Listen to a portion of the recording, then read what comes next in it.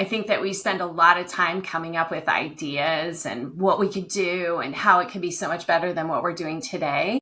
But we don't spend enough time really getting into the user experience, the user testing experience. So the more you can listen to your customers, the more you can ask insightful questions. There's so much data inside of the people we've worked with in the past, the people we want to work with. We need to spend more time figuring out the data behind the scenes. It will save us a lot of time and energy and make us more money. Welcome to Career Coaching Secrets, the podcast where we talk with successful career coaches on how they built their success and the hard lessons they learned along the way. My name is Davis Nguyen, and I'm the founder of Purple Circle, where we help career coaches scale their business to $100,000 years, $100,000 months, and even $100,000 weeks. Before Purple Circle, I've grown several 7- and 8-figure career coaching businesses myself, and have been a consultant at 2 career coaching businesses that are doing over $100 million each. Whether you're an established coach or building your practice for the first time, you'll discover the secrets to elevating your coaching business. Hey everyone, welcome to another episode of Career Coaching Secrets podcast. I'm your host, Regan, and today's guest is Leisa Peterson, a money mindset coach, financial strategist, and sudden wealth specialist who helps fast-growing entrepreneurs and high-net-worth individuals transform their financial trajectory from the inside out. As the founder of Wealth Clinic and best-selling author of The Mindful Millionaire, brings over 30 years of experience in financial services, combined with deep expertise in mindset, emotional intelligence, and value-based decision-making. Leisa's coaching integrates strategic financial planning with personal development to help her clients optimize wealth, reduce financial stress, and align their money decisions with a meaningful life vision. And it's a pleasure for me to have her on the podcast today. Welcome to the show, Leisa. Thank you so much for having me. Thank you for coming, Leisa. It's a pleasure for us to have you on. I wanted to learn a little bit more about how your coaching got started. So what inspired you to become a coach and then start your own coaching business? I started 11 years ago when I walked away from being a financial advisor. And what really was happening is after working with people and their money for over 2 decades, I knew that there was a lot more going on behind the scenes. And what I mean by that is a lot more had to do with mindset when it came to building wealth than just where do I invest my money. And I knew because of a lot of research that I had done that people get really stuck in this pattern of scarcity and they have trouble getting into what I'll call an abundance mindset. And I set out to research it, to work with people, to understand how to make a difference in people's lives. And right away, it became clear that entrepreneurs were the ones who really were interested in this, probably more than anybody else. So that got me going, and it's been an incredible ride ever since. Interesting. So entrepreneurs and 11 years working with them. When you go through the coaching journey with these entrepreneurs and basically coaching them, what about it do you find the most rewarding since you started doing this? I'd say one of the most rewarding things I've done is help someone who wasn't comfortable with money, wasn't comfortable with all the inner workings of what it takes, not just to balance your checkbook or to pay your bills on time. That's not what we're talking about. But a lot of people are not confident about how money really works and how do you take not just your income, but have a mindset to orient building wealth is very, very different than just generating income. And so what I get a lot of confidence around or what I enjoy so much is that moment where somebody's like, I am a very confident person as it pertains to building wealth. I know what to do. I know how to manage my taxes. I know how to manage my company so that it's not just going to feed the machine, but I'm actually taking money out and putting it into other vehicles for wealth building. And since we talked about entrepreneurs, when it comes to that ideal client profile that you work with, do you find that is a specific industry, specific demographic, some common goals that these entrepreneurs have? How would you describe the ideal client profile?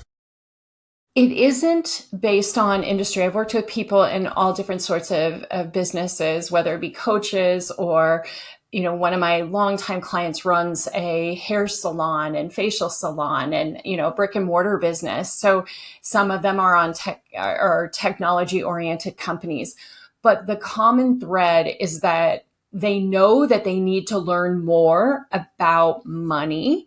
And just going to a financial advisor, which they may or may not have done, isn't sufficient. The other thing that recently has happened is my daughter has built a very, very successful content creation company over the past few years. She's the one who made me realize that the knowledge that I've acquired over 30 years of building wealth for myself and for my family was very concentrated in ways that I didn't even know. And so helping her to move from making a lot of money to keeping a lot of money has been the most incredible experience. And so it showed me that there are a lot of younger people who just don't have resources like me. Like she calls me like the money mom, because they come to me with questions on a regular basis, her and her husband, of like, okay, how do we navigate this? What do we do here? And so coaching them has helped me realize that there's a whole other genre of people where we'll call it sudden wealth, where all of a sudden you've got a lot of money coming in, but you're really not prepared. And a traditional financial advisor is not going to understand how to help somebody. They could do parts of it, but not the big picture, which is what I am able to help people do. And so when working with these clients, how would you describe the engagement you have with them? Do they go through a certain program? I can imagine it's like customized programs, but is there a certain program length? How do you describe the engagement for anyone who's listening? Yeah, it's a good question.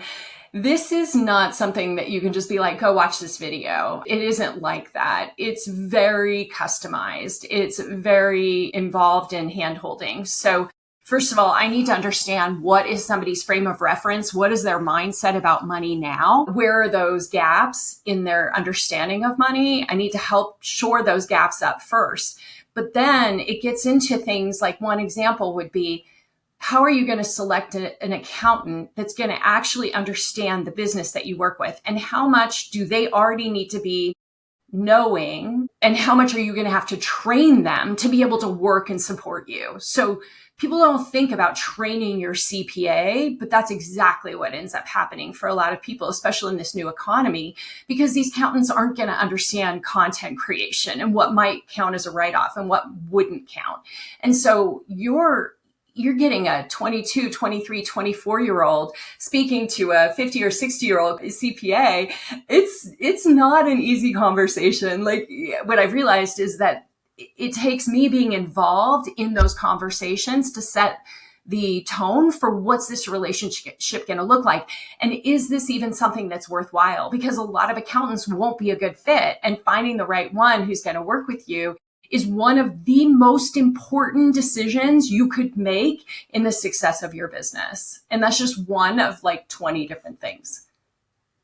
Wow. And so what is the minimal amount of engagement with you? I've thought a lot about this because I'm just beginning to build this out as a business. I've been working with them for the past 2.5 years. I would say it's at least a year-long engagement. Like, there's no way to do it for less than that. But the thing is too much too fast when somebody's building a business and is very successful would be a disaster. So it's kind of like being available at the stages of what matters most. So it's very much of a, let's meet once a month. If we need more time, we're going to spend more time, but let's make sure that we're having regular discussions about what's happening. Where's the money going? How much money do you have? How are you treating it? What's going on with your taxes? Like, all this stuff is like very personalized, once a month at a minimum for a year, and then we go from there. Exactly. That makes a lot of sense, because to actually make the real change, it does require time. And you don't want to move too fast either, just like you mentioned. Right now, and this is going to be a question that's going to be interesting for other coaches who are going to listen in, is where do you find your clients? What marketing channel works very well for you? Yeah, word of mouth is definitely the best, right? Because you meet people and then they tell their friends, hey, they're already in that particular same area. And they're like, how are you able to buy a very expensive house and you just started your company? Like, what's going on here? So they ask questions, friends ask questions, and then I get referred in because of that. The other thing is I have an email list. I'm on social media. I have a YouTube channel. I create videos specific to the audience that I want to attract. And I'm just now starting to do that sort of thing so that the door is open for these types of customers.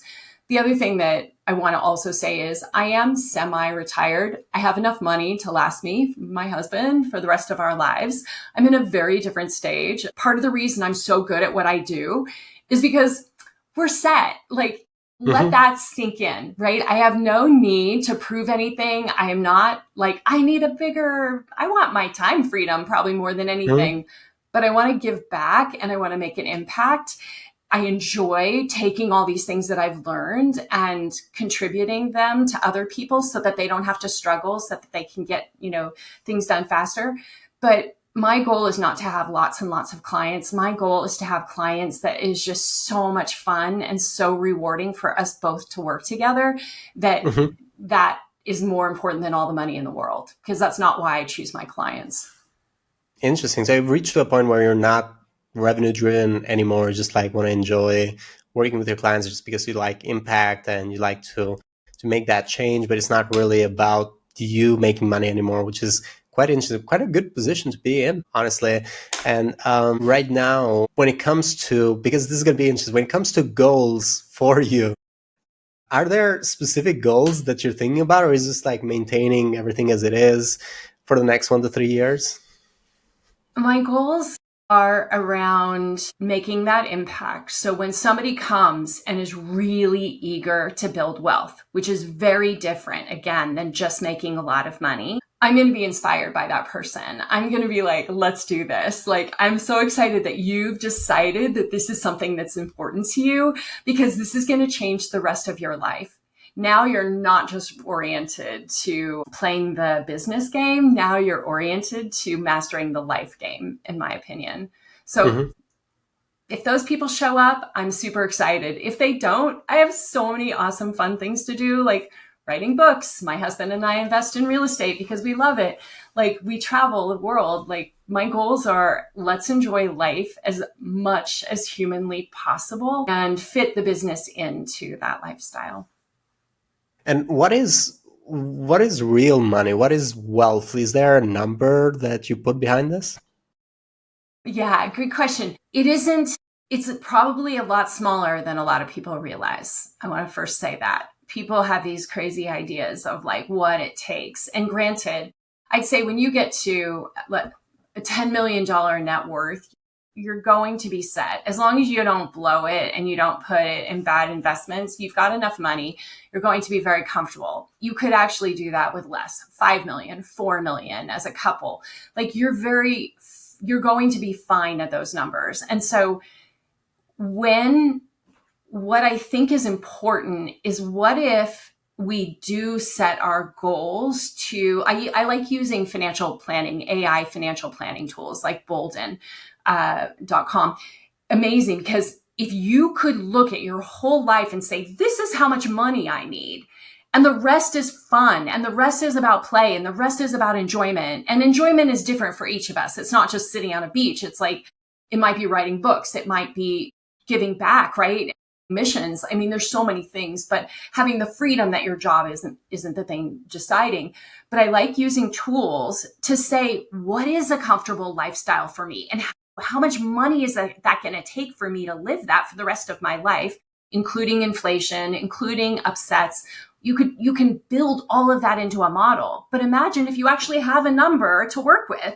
Now you're like, I'm just trying to get to that number, because when that number happens, I'm set. And then I can choose who I work with on a client basis. I can decide when I want to work, if I want to work, if I want to take a sabbatical. Like, now you're in charge rather than the almighty dollar being in charge of your life.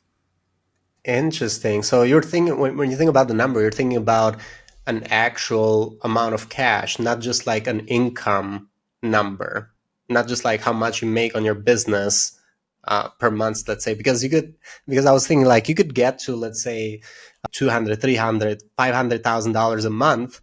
I don't know if they will have that freedom at that range. It's like, it might eat them up. But if it's just cash you're talking about, or just like actually having that in either invested in either, it could be real estate, could be anything, as long as you're not actively working for it, then it makes a lot of sense. And it's a combination. It's not just like you put that money in a bank account and you're done. It's a combination of different revenue streams. So we do lots of different things to have revenue streams come in.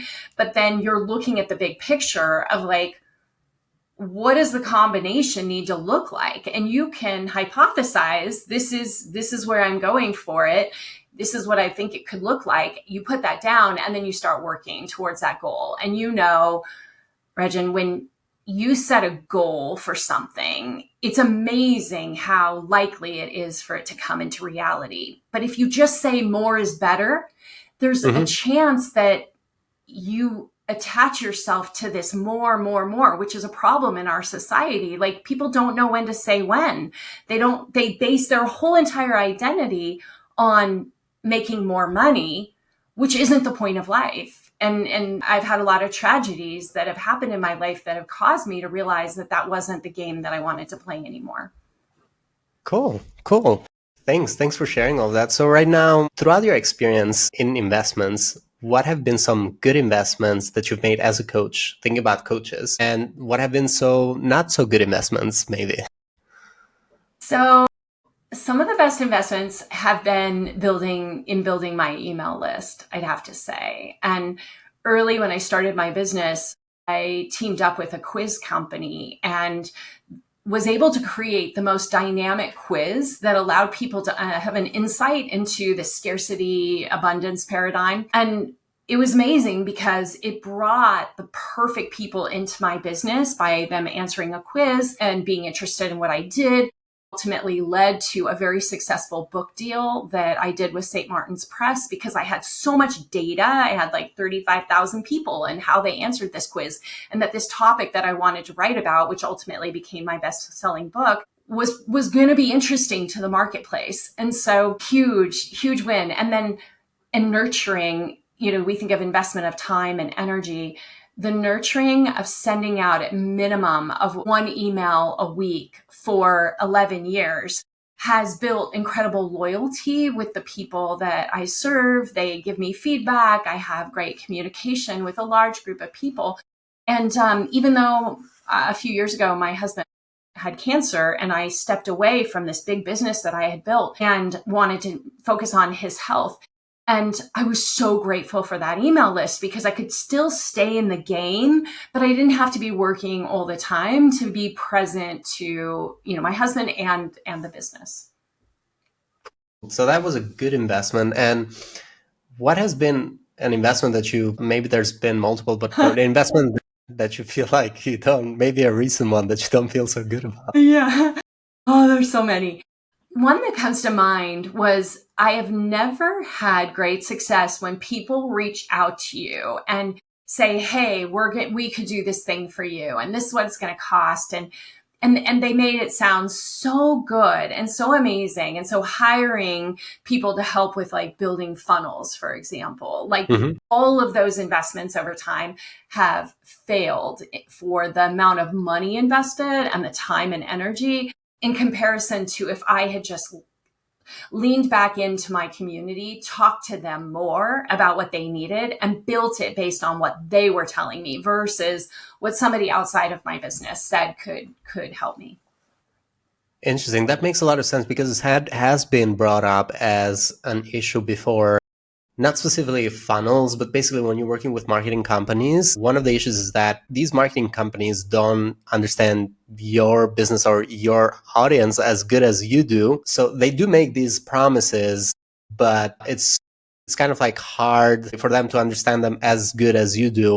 Might also be difficult for you to pass that information on to them. It might even be that you're not like their ideal client profile or something like that. It's just like, they seem to, because you said yes, they're not going to say no to revenue. And so it just continues that way. But the marketing companies have been an issue that has been raised before in the podcast by other coaches. So it makes a lot of sense what you just shared. Also wanted to ask you right now, and this might be an interesting question because this might not be an issue for you, but thinking about your goal, what is a challenge that you're trying to solve for next with that goal in mind? I think going back to the sudden wealth and focusing on these content creators, the biggest challenge is it scalable? Will it be worth all the time invested in building out the videos, putting the funnels together, doing all of that when I'm only looking for a small number of people? And so I've definitely hesitated, because you build these funnels and you want to grow, and they're meant for that bigger sort of business. But I've also had good success with them. And so it's finding that balance of like, how much effort do you want to put into mass marketing versus going out more in a referral network system of like, who do you know? Who could you introduce me to? Do you know anyone who is experiencing these challenges? That sort of thing, in a more one-to-one matter. When it comes to referrals, just to dig a little bit deeper into that, have you built like a system where you can consistently ask these people for a referral? Or is it just like natural whenever you get to talk to them? Yeah, I love this question because I love it when people do have systems. I've not done that. I have not created a like consistent system, but it looks really good. I'm just one of these people who I'm very, very creative, and I like trying new things. And then I'm like, wait, why not do the thing that's gonna work far better? I've interviewed some of the world's leading referral encouragers, I guess. They've written books, they've spoken around the world, and I still don't necessarily follow their suggestions, and I should. Interesting. So you don't follow is because like your values don't align with that, or is just I forget. I've had great success. I think that business, because I worked so hard before I started my company, I think that I tend to focus on things that are really fun. And sometimes it's awkward to be asking people for referrals. Yeah, it's definitely not on the fun side. And I can understand, actually. It's just like you don't really need to do that. So why do it when it's not fun? Bingo. Yeah, that makes sense. So I wanted to ask, and this is the final question for coaches who are listening, is there any advice you'd give to coaches who are looking to scale their impact? Advice would be listen more. I think that we spend a lot of time coming up with ideas and what we could do and how it could be so much better than what we're doing today. But we don't spend enough time really getting into the user experience, the user testing experience. So the more you can listen to your customers, the more you can ask insightful questions, the more you can really hear about not just what's going on for them when they're inside of a problem, but what's going on even before they get to the problem. What happens after you solve the problem? What new problem might exist? Like, there's so much data inside of the people we've worked with in the past, the people we want to work with. You've been talking about your emphasis as a company in data. Like, we need to spend more time figuring out the data behind the scenes. It will save us a lot of time and energy and make us more money. Thank you. Thank you so much, Leisa. And thank you so much for coming to our podcast today. It was lovely to have you on the show. Thank you. For anyone who's listening, by the way, if they wanted to connect with you or find you, they can go into LinkedIn, look up Leisa Peterson, and they'll be able to find your profile. They can also go into wealthclinic.com, if I'm not mistaken. Yes. You can also send me an email at lpeterson@wealthclinic.com. Happy to answer any questions. Thank you. Thank you so much, Leisa. Thank you. That's it for this episode of Career Coaching Secrets. If you enjoyed this conversation, you can subscribe on YouTube, Spotify, Apple Podcasts, or wherever you're listening to this episode to catch future episodes. This podcast was brought to you by Purple Circle, where we help career coaches scale their business to $100,000 years, $100,000 months, or even $100,000 weeks, all without burning out and making sure that you're making the impact and having the life that you want. To learn more about our community and how we can help you, visit joinpurplecircle.com.